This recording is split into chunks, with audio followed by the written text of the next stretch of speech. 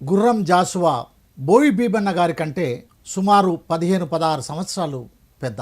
ఆ జాషువా గారి ప్రభావం ఏమైనా బోయి భీమన్న గారి పైన ఉందా? జాషువా గారి ప్రభావం భీమన్న గారి మీద ఉంది. ఎందుకంటే ఇద్దరు బాగా మిత్రులు, కలిసి అనేక సభల్లో పాల్గొన్నారు. భీమన్న గారి కంటే ముందు కుసుమ ధర్మన్న ఉన్నాడు. ఈ కుసుమ ధర్మన్న ప్రభావము జాషువా మీద, జాషువా ప్రభావము భీమన్న గారు, మిగతా చాలా మంది దళిత కవులు అంటే బీర్నీడు మోషే కావచ్చు, తర్వాత జ్ఞానానంద కవి కావచ్చు, తర్వాత గద్దెల జోసెఫ్, ఇలా చాలా మంది కవుల మీద ప్రభావం ఉంది. భీమన్న గారు మహాకవి జాషువా మీద ఒక పుస్తకమే రాశాడు, నాకు తెలిసిన జాషువా అని. సాధారణంగా సమకాలీన కవుల గురించి ఇంకొక సమకాలీన కవి రాయడు, నేనే గొప్ప అనుకుంటాడు ఏ కవైనా. ఈర్ష్య పిశాచావృత చేతస్కులు కవులు, ఈర్ష్య అనే దెయ్యం పడుతుంది వాళ్ళకని జాషువా అన్నాడు. కానీ నాకు తెలిసిన జాషువా అనే ఒక కావ్యం ద్వారా జాషువాకు తనకున్న స్నేహాన్ని, కాకినాడ మిగతా ప్రాంతాల్లో జాషువాతో పాటు తాను పాల్గొన్న సాహితీ సభల విశేషాల్ని, జాషువా తెలుగు సాహిత్యంలో జాషువా స్థానాన్ని వివరిస్తూ భీమన్న గారు నాకు తెలిసిన జాషువా అనే పుస్తకం రాశాడు. అలాగే మహాకవి శ్రీశ్రీ మీద కూడా ఒక విశ్లేషణాత్మక గ్రంథాన్ని కూడా భీమన్న రాశాడు. జాషువా ఈ దళిత అట్టడుగు వర్గాల జీవితాలను ఎలా గబ్బిలం ద్వారా చాటి చెప్పాడో, భీమన్న గారు ఈ చైతన్యానికి చాలా విస్తృతి కలిగించాడు. ఈ చైతన్యానికి చాలా బహుముఖీనమైన విస్తృతి కలిగించి, ఈ చైతన్యాన్ని నాటకం ద్వారా, ఈ చైతన్యాన్ని పాటల ద్వారా, ఈ చైతన్యాన్ని పద్యం ద్వారా, ఈ చైతన్యాన్ని వచ్చిన గ్రంథం ద్వారా, అంటే జాషువా స్ఫూర్తిని చాలా విస్తృత పరిచాడు భీమన్న అని చెప్పుకోవచ్చు. ఎందుకంటే భీమన్న అంబేద్కర్ని అధ్యయనం చేశాడు, అనువాద శాఖ డైరెక్టర్ గా ఉండటం వల్ల. కాబట్టి జాషువాకు లేని ఎక్స్పోజరు భీమన్నకి అంటే పొలిటికల్ గా కొంత ఉంది. అందుకనే జాషువా యొక్క స్ఫూర్తిని, జాషువా ప్రభావం ఉన్నప్పటికీ కూడా భీమన్న జాషువా స్ఫూర్తిని మరింత విస్తృతంగా చేశాడు అని మనం చెప్పుకోవచ్చు. ఒక్క విషయం మీరు చెప్తుంటే, ఈ ఇద్దరు దళిత ప్రధాన వర్గాల్లోని ఒక మాల ఒక మాదిక కమ్యూనిటీకి సంబంధించినటువంటి వాళ్ళు, వీరందరూ ఒకే కమ్యూనిటీకి సంబంధించిన వాళ్ళు అయినప్పటికీ ఈనాడు కూడా రెండు పాయలుగా విడిపోయి చీలిపోయి ఒక శత్రుపూరిత వాతావరణాన్ని కూడా కల్పించుకుంటున్నటువంటి పరిస్థితి మనం చూస్తాం.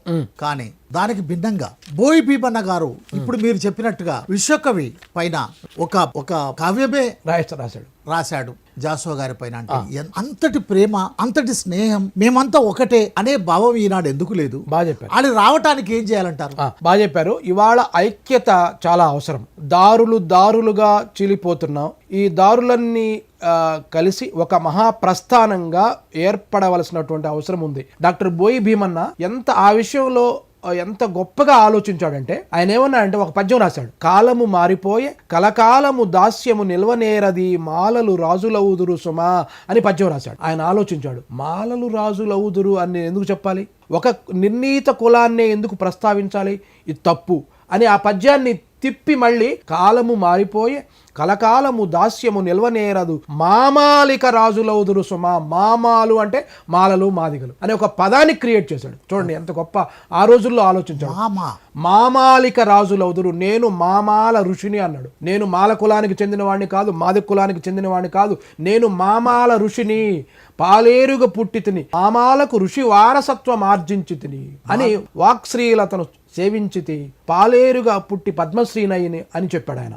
అంటే ఈ మాల అనే పదాన్ని నిర్దిష్టంగా ఎందుకు నేను వాడాలి, అందుకనే నేను మామాలు అనే పదాన్ని వాడాలని అని పదే చెప్పేవాడు. అంటే నేను మాల, నేను మాదిగా, నేను మామాను, పైగా నేను మామాల ఋషిని అని చెప్పుకున్నాడు. అది చాలా గొప్ప విషయం కదా. ఇద్దరికి సంబంధించిన వాడిని నేను అని మాలమాదిగుల ఐక్యతని గురించి, ధర్మం కోసం పోరాటంలో పదే ప్రస్తావించాడు.